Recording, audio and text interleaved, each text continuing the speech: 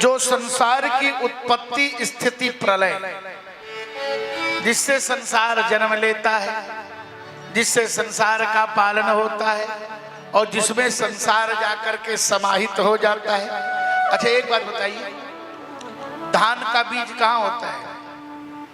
घर में, और नहीं तो बीज की दुकानदार क्या होगा?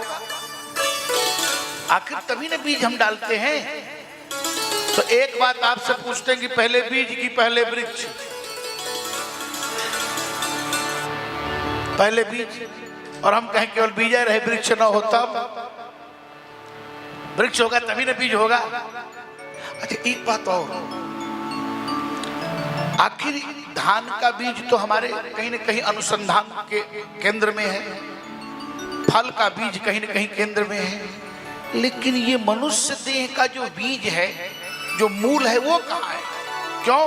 जब सृष्टि समाप्त हो जाती है, प्रलय हो जाता है, तो ये शरीर बनाने वाला हाथी घोड़ा कुत्ता बिल्ली सुअर गधा, आखिर बनाने वाला कहीं न कहीं तो रखता होगा, कहीं न कहीं तो उसको रखा होगा।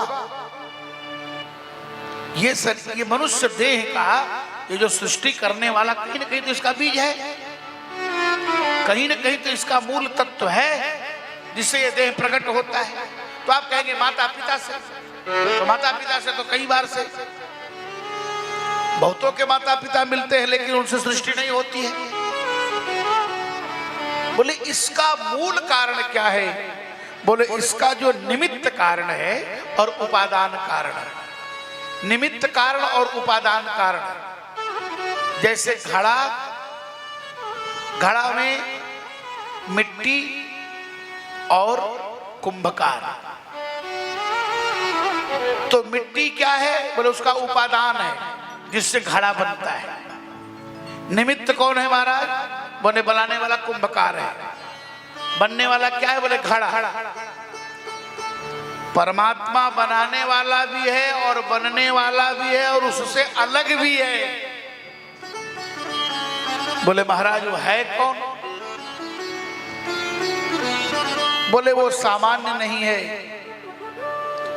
जो सारे विश्व का सृजन करता है, पालन करता है, विसर्जन करता है, और जो स्वप्न जागृत स्वप्न और सुसुप्ति अवस्थाओं में सर्वदा विद्यमान रहता है। अच्छा मैं आपसे पूछूं, आपके सो जाने के बाद इस प्राण को कौन चलाता है?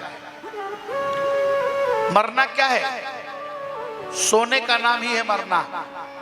हमारे यहाँ गांव में कहते हैं सुतल मुअल दोनों एक जैसा है। हम लोग क्या कहते हैं? आपको क्या कहते होंगे? हम लोग क्या कहते हैं? सुतल मुअल एक जैसा है। सोया हुआ मरा हुआ, हम रोज मर रहे हैं, लेकिन एक दिन मरते हैं तो चले जाते हैं मणिकर्णिका, लेकिन रोज रात को मरते हैं, सुबह फिर हाजिर हो जाते हैं।